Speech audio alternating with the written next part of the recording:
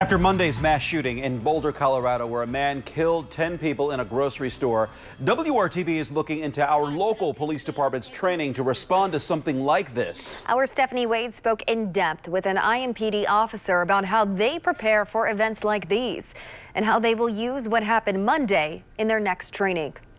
It's a reality check. Monday's killing of 10 innocent people in Boulder, Colorado. It hits home. It makes us recognize this is a dangerous job. And when someone is actively killing, it's on us to stop that. Weighing heavy on officers here in Indianapolis.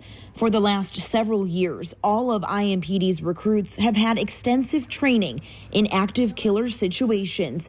And even after the academy, districts have ongoing training. Sergeant Jeremy Stewart tells me they will use exactly what happened in Boulder in their next training in May. What we teach recruits is, hey, this just happened. This just happened 2 months ago, and it is going to happen here. You have to prepare yourself for it. Constantly implementing actual scenarios that have happened around the country, so they're prepared for anything. It gives substance or validation to our training that we're not just randomly throwing out these scenarios, but they're based on real life events. Using role players to come in and create chaos, firing simunition rounds at officers similar to paintballs. Use one active killer, maybe two, it may be multiple, and then to train our officers that there is a way to tactically go about doing this. It's not a free-for-all. Sergeant Stewart says there's no national standard for how police departments respond to active shooters. The foundation is to find the threat and neutralize it. But how agencies go about that may be different. For IMPD, we are to go direct to threat. This may be a little counterintuitive or for police officers and for civilians. But when we get to a mass casualty event, we have to move past people that are injured. We have to move past people that are hurt. We may have to move past people that are requiring immediate medical aid. He says their officers are trained to do this as a single officer, or if others are there, they will pair up in teams of 2. Events like these make regularly stopping by businesses and schools in their district to get the lay of the land and understand the perimeter critical. Knowing the layout is half of the battle.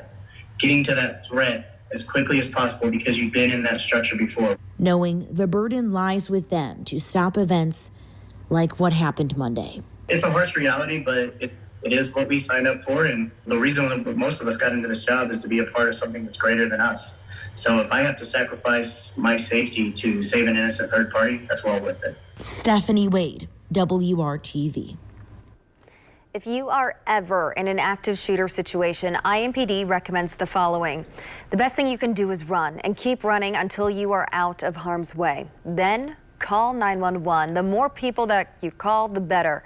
If you cannot run, hide. Hide inside a room and barricade the door. If you are outside, get behind something that will stop bullets, such as a car or a large tree. And prepare to fight. IMPD suggests grabbing a chair, looking for a fire extinguisher or something to strike the shooter if they attack.